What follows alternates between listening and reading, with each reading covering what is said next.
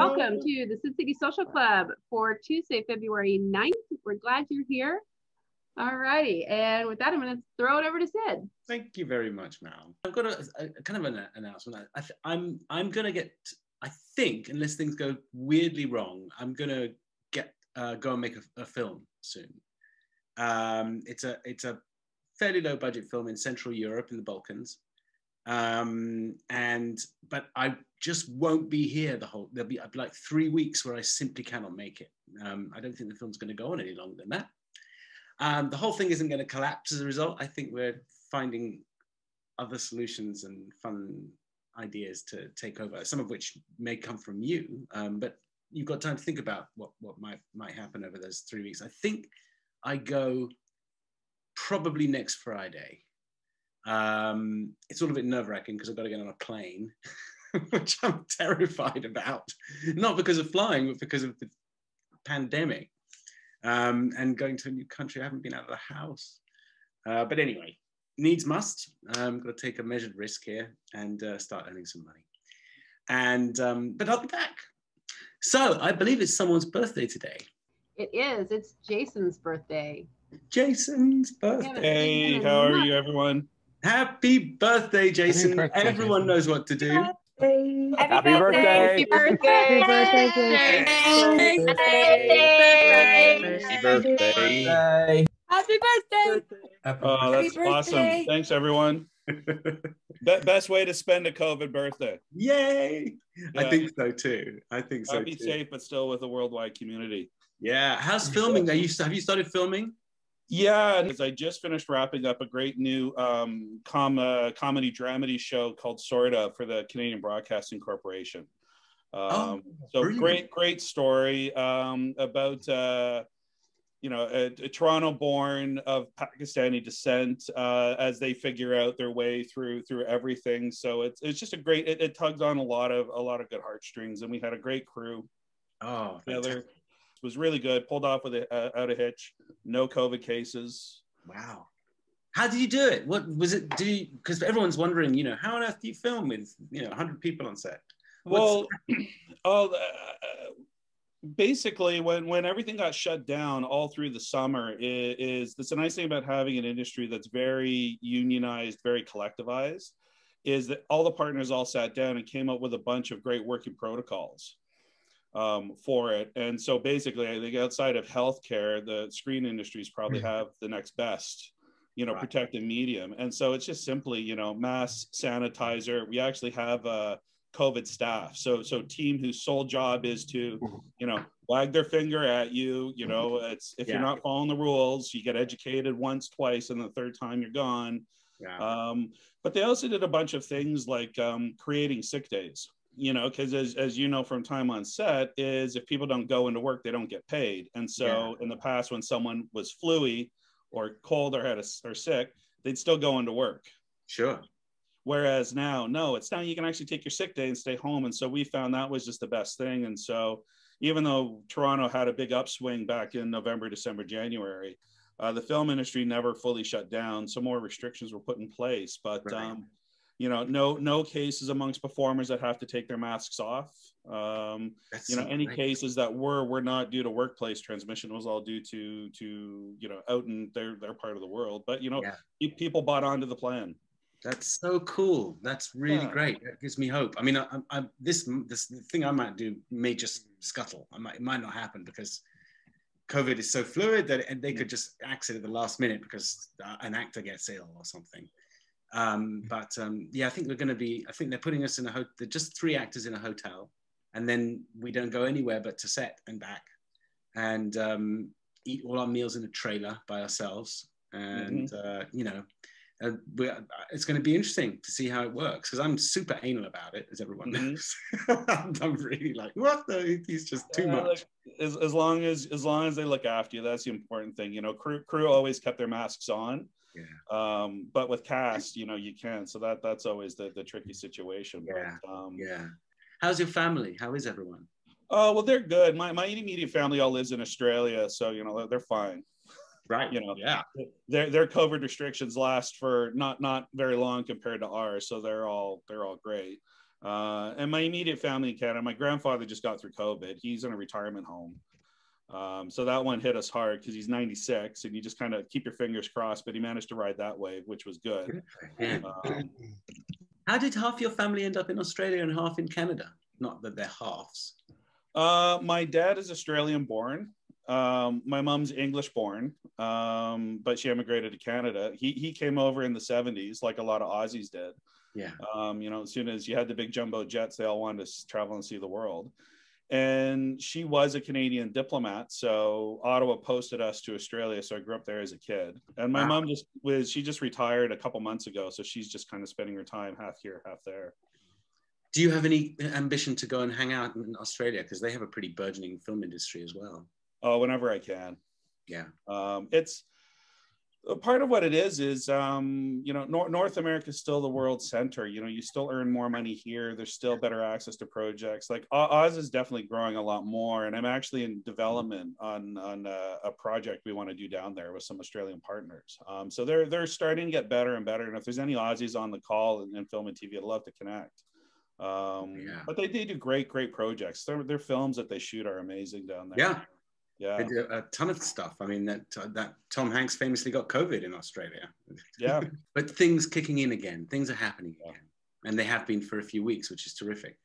Yeah, well, we have the 2 Star Trek shows in town now. Discovery's halfway through filming season 4, and Strange New Worlds just went to camera. What is Strange New Worlds? It's a spinoff on the Captain Pike crew. Yeah, so if you've seen Discovery season 2, Captain Pike, who was the original captain of the Enterprise before Kirk, takes over, and so they introduced a young Spock, a young number 1, Rebecca Romaine, and it just their storyline was so well received that they just rolled it over to a new show. Oh my goodness! Yeah, then they're looking at doing, I think, the Michelle Yeoh character. They want to spin off her Section 31 show. Yeah. Yeah, so it's wow. Lots of Star Trek. You know, Discovery took a while to find its legs, but I think how they ended season 2 was genius. I liked it. Yeah, I saw the first few episodes before my free access to CBS ran out. I liked it. I liked the way they dealt with the Klingons. I liked the way they kind of authenticated them. They really went for it with the language and the accents and everything.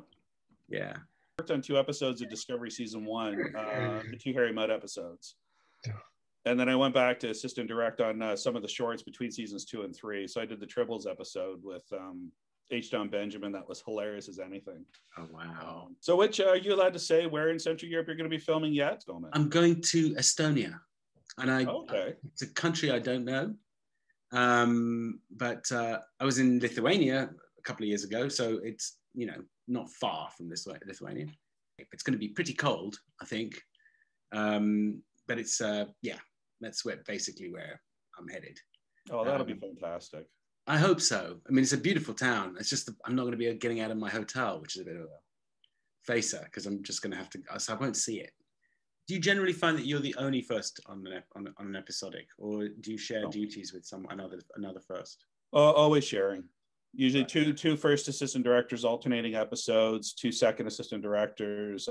More shows are shooting double episode blocks at a time.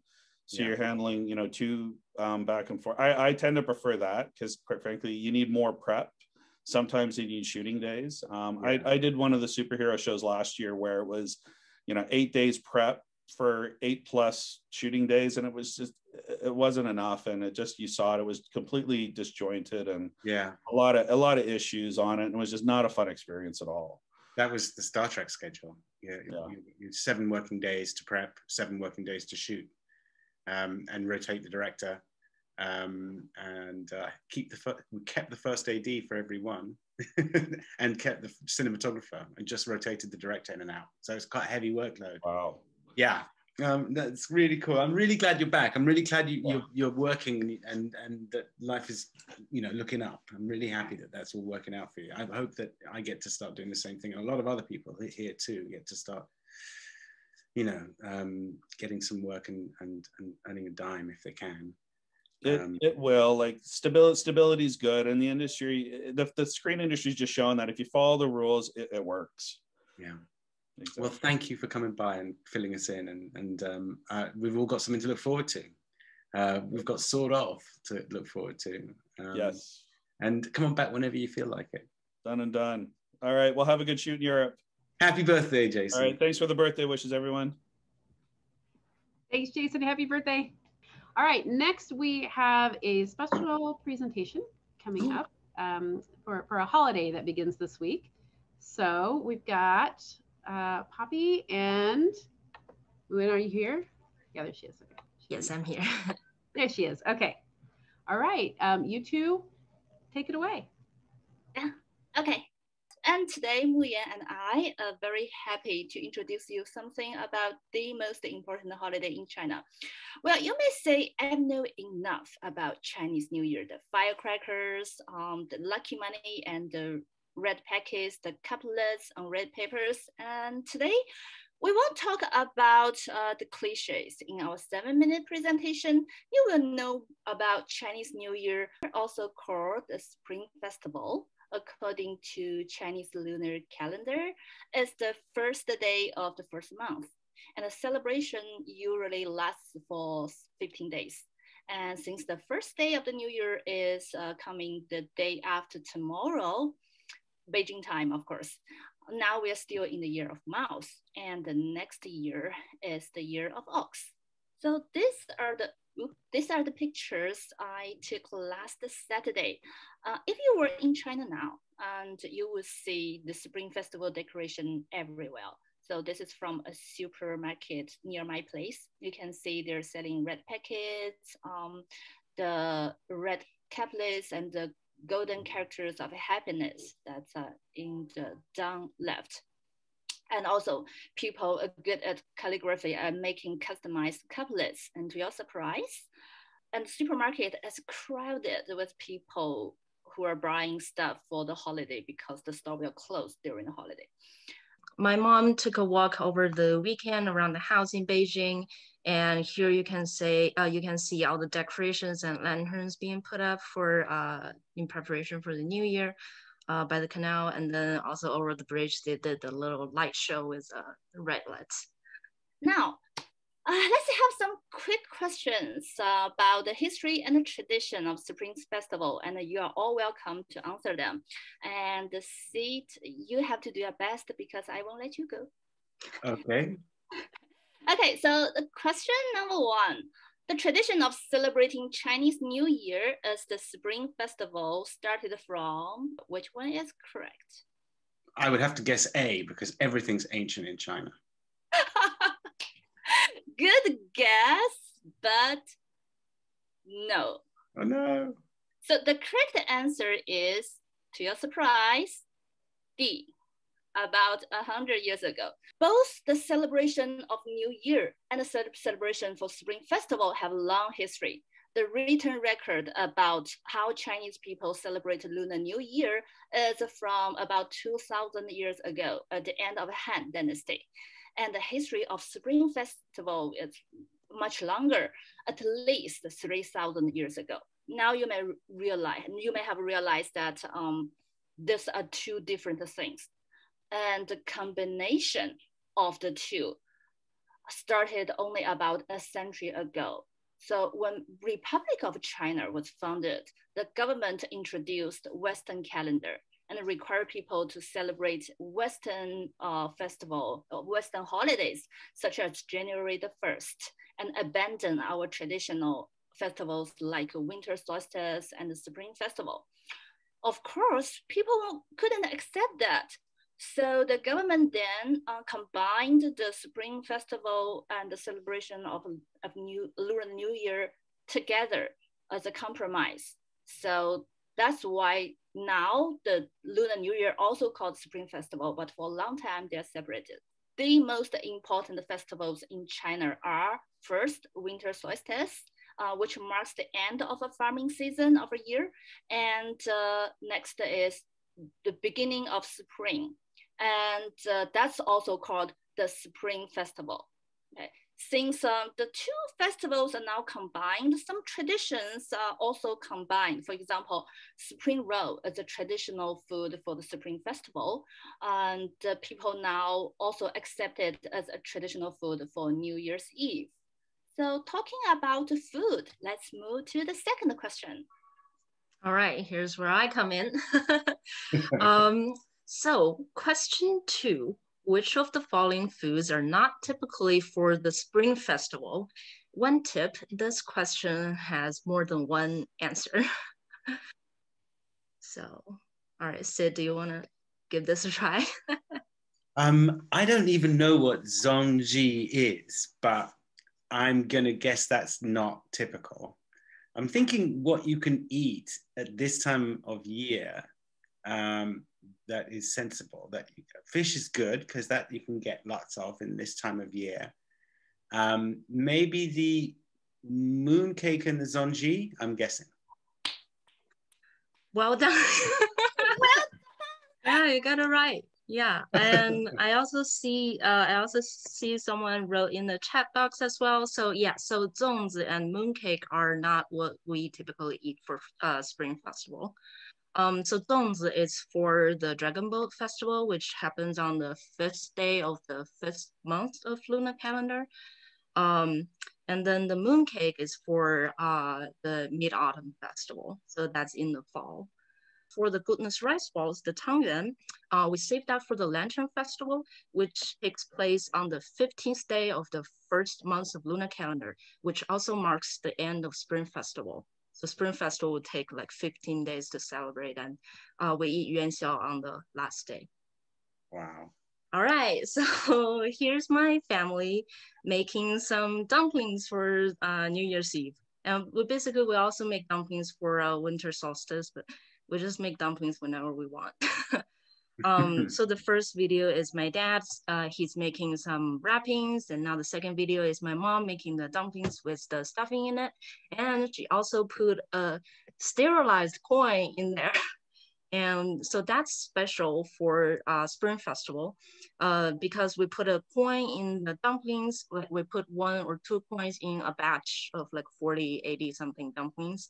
And whoever eats the dumpling and got the coin in it, it means that this person will be very lucky for the next year.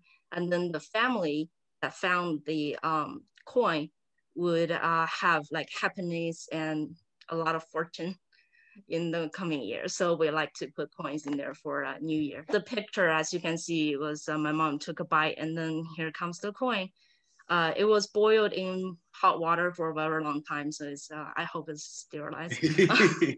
Yeah. In England, they put a coin in Christmas pudding, so that's a similar thing and it's usually hope one of the children get it. So one special food of my hometown, which is in Yangzi River Delta, is a fried glutinous rice ball. We make it only once a year because it's a time-consuming process.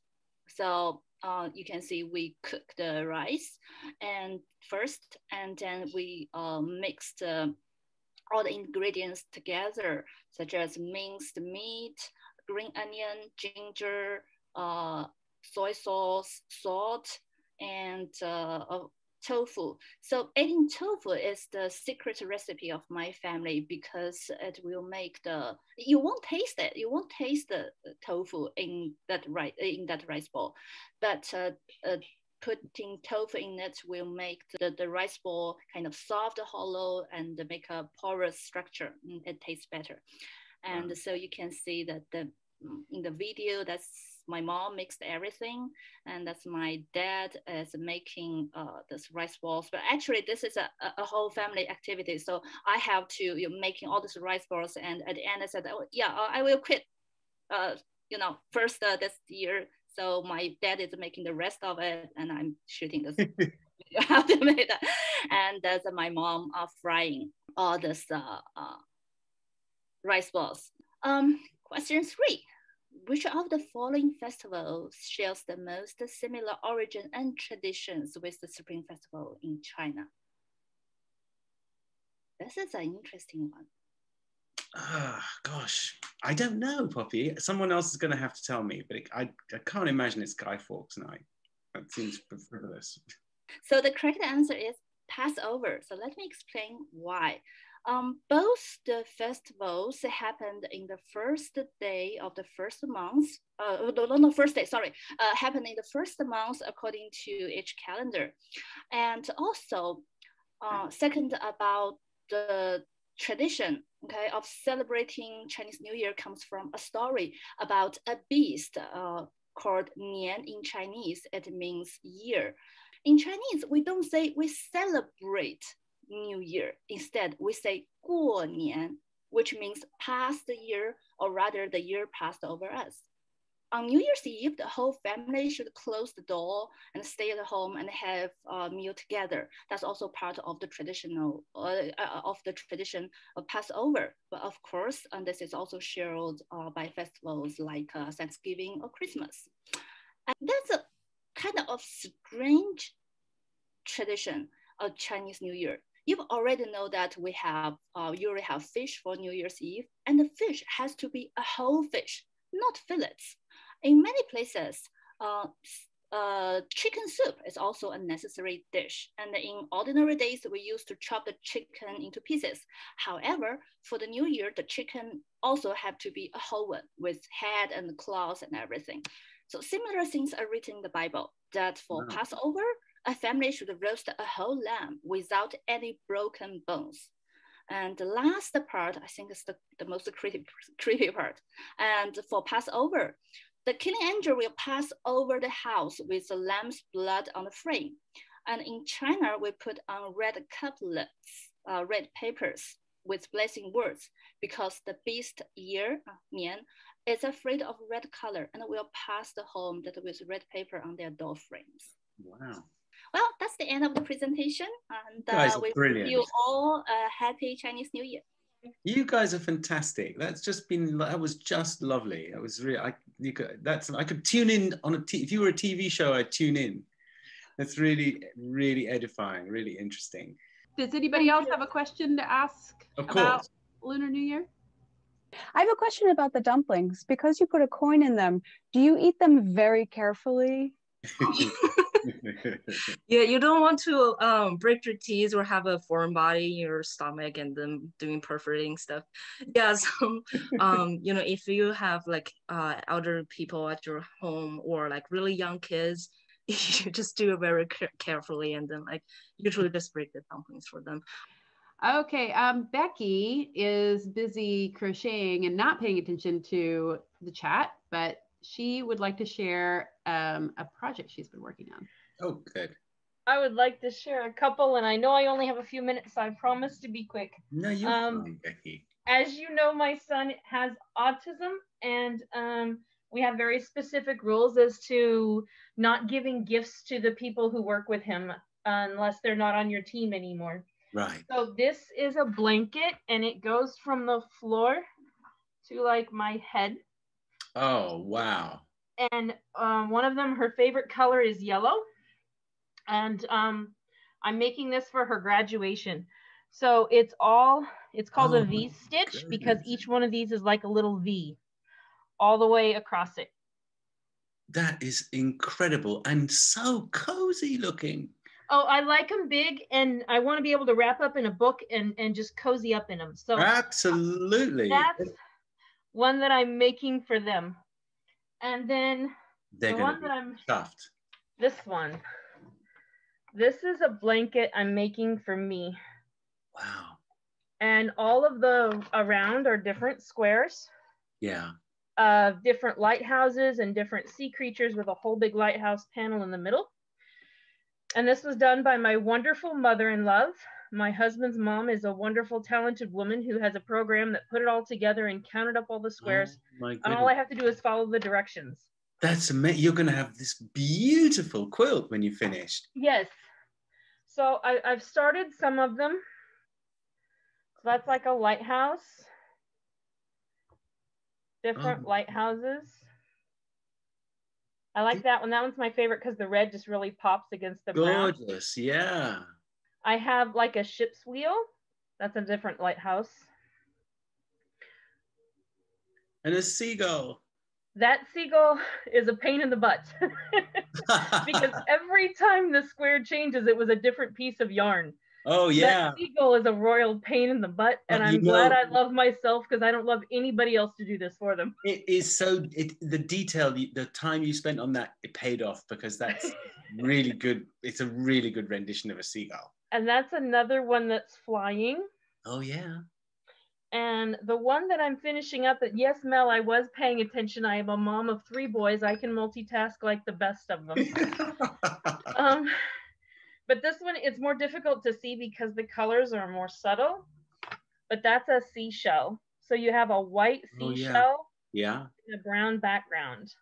Well, this is going to be a beautiful piece when you finish that. I see a lot of people crocheting in the pictures of their screens, and I just love it, just the talent and the art that I see. And I'm jealous of anybody who can draw or anything, because I can't do that, but I can make knots with yarn. But so what do you do as a family at the moment? What's the thing you do? Because if you curl up and look at stuff, and you read, obviously watch a little TV and stuff like that from time to time. Yes, it's really been different. My middle school son is now going to school every other day.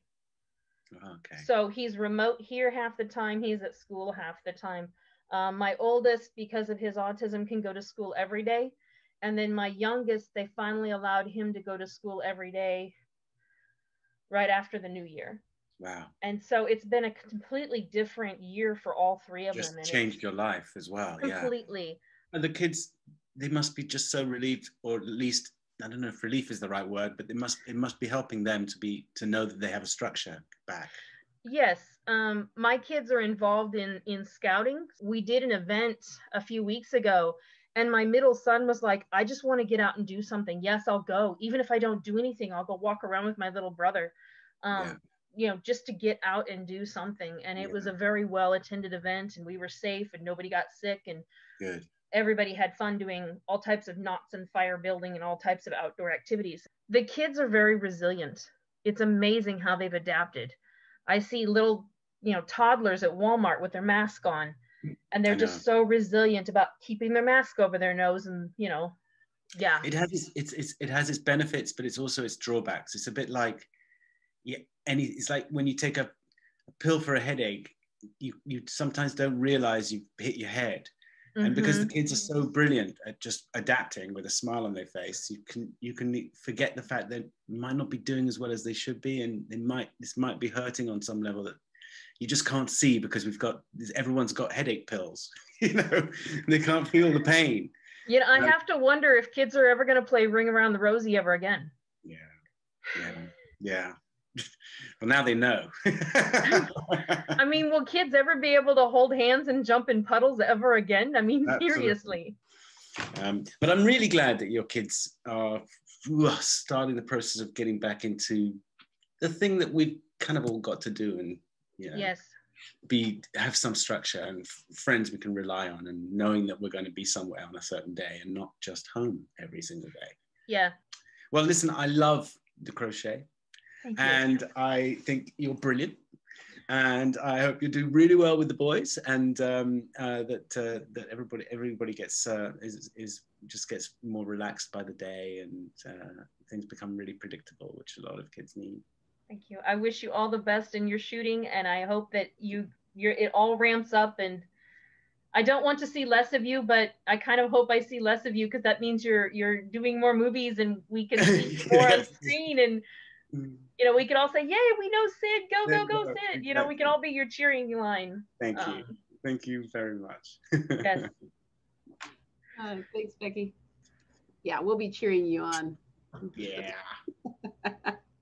I know what the role is, and it's just making me laugh to think about that. But anyway, we're going to go talk to Melissa Ochner. Hello. Melissa. I'm going to pin you. How are you? I'm doing well. Good, I'm glad to hear it. Where are you? Is it cold? I'm in Delaware, so it's not cold. It's on the... And we managed to miss the snow also. Oh, wow. How did you get away with that? You're in basically kind of New England, so, I mean, very close, isn't it? We're right below Philadelphia. Oh, okay. Why did I imagine... I need to look at maps more often. Yeah, so we're Delaware. Nobody knows where we are.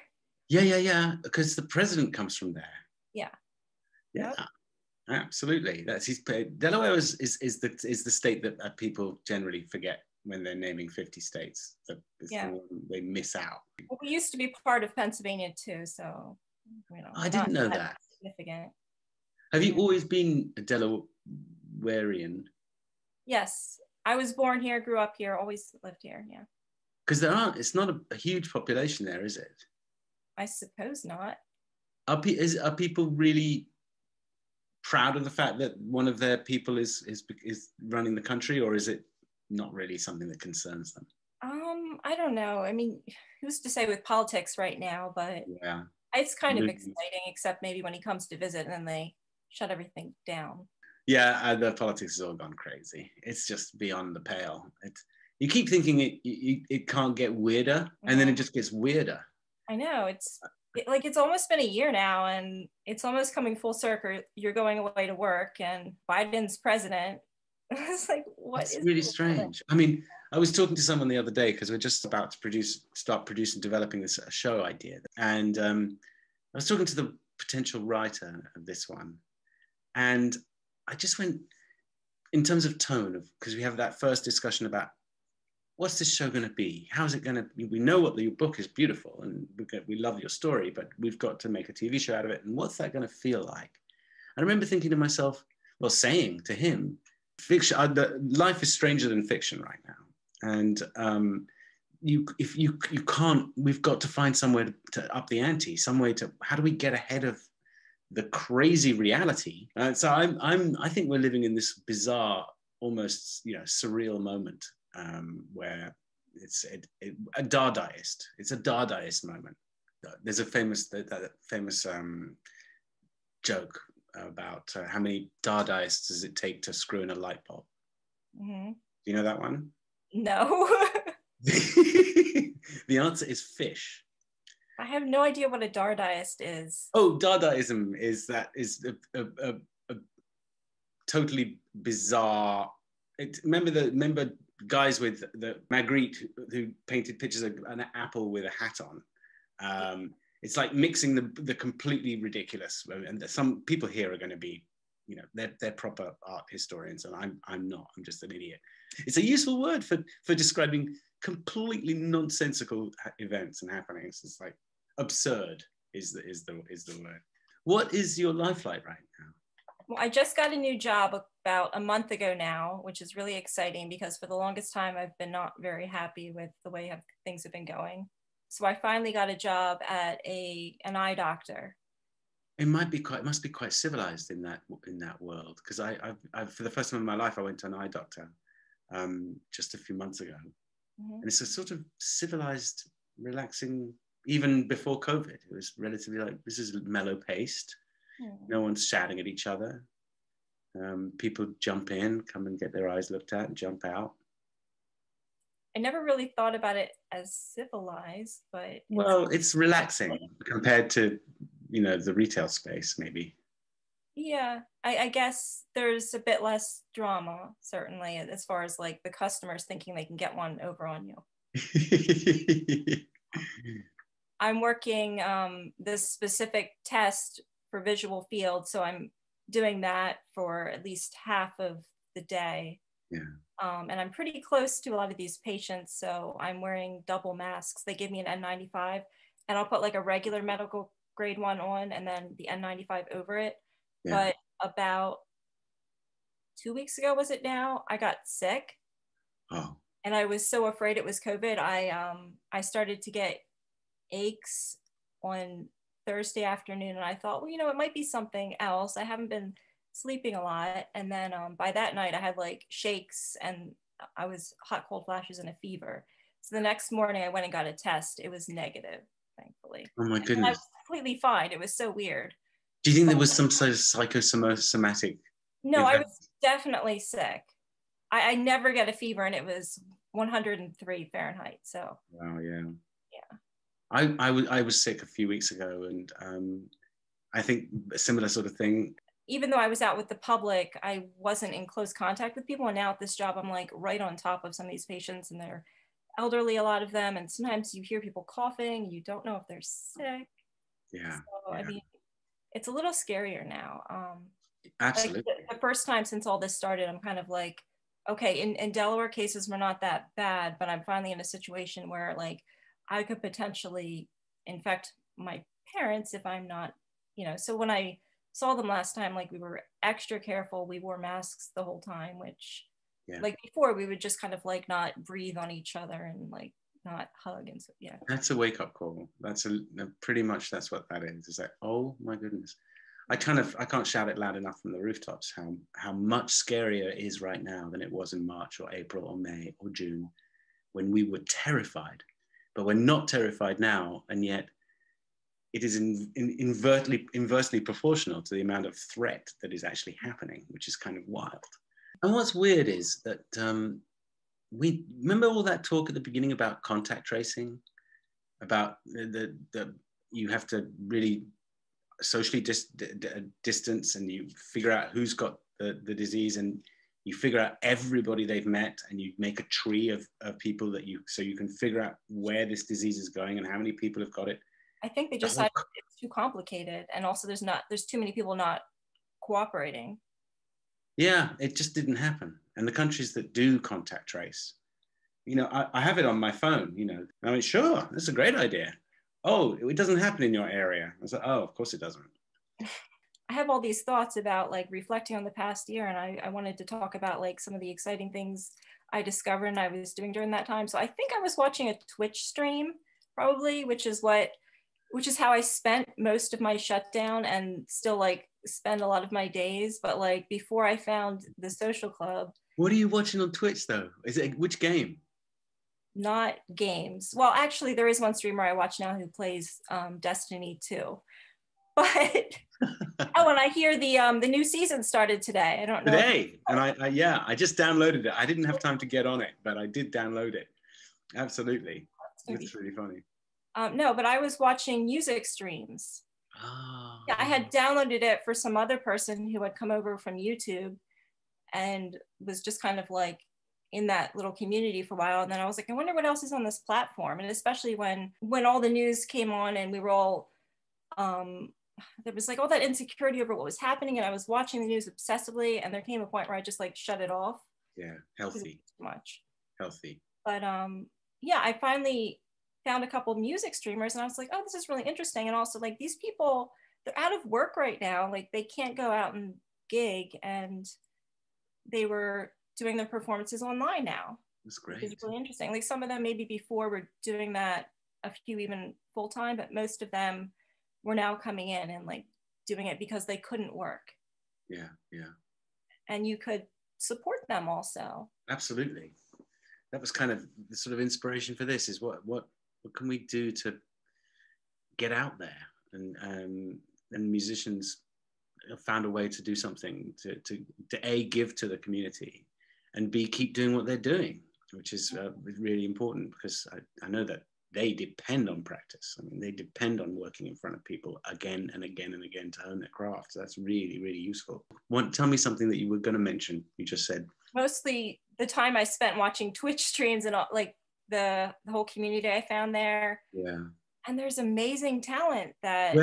Can you give us an idea of where that is? Is there a link that people can, because I know that a bunch of people would go, I would love that.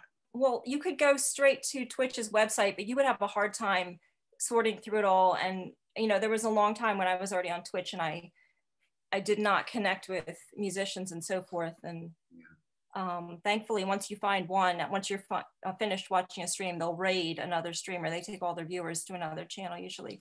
Well, if you don't mind just giving someone the first clue, the first breadcrumb, and they can find all the others themselves, that would be really useful. There was one streamer I started watching in the beginning who was kind of like the Mr. Rogers, or like the Piano Man sort of Twitch. And he just like, he streamed regularly every single day at 10 o'clock my time. And he like, we didn't talk politics. It was kind of like, politics were not allowed in the chat. You would, you know, type in the chat and he would talk, you know, directly to you, which was really a nice feeling. And at the time he was doing this thing where everyone who hit follow so that you're like following the streamer, he would sing a little song and he would like try to do a rhyme for your name, which was really cute at the time. That's really cute. And this is him. And he's not maybe not the most talented of the people that I found on Twitch, but like.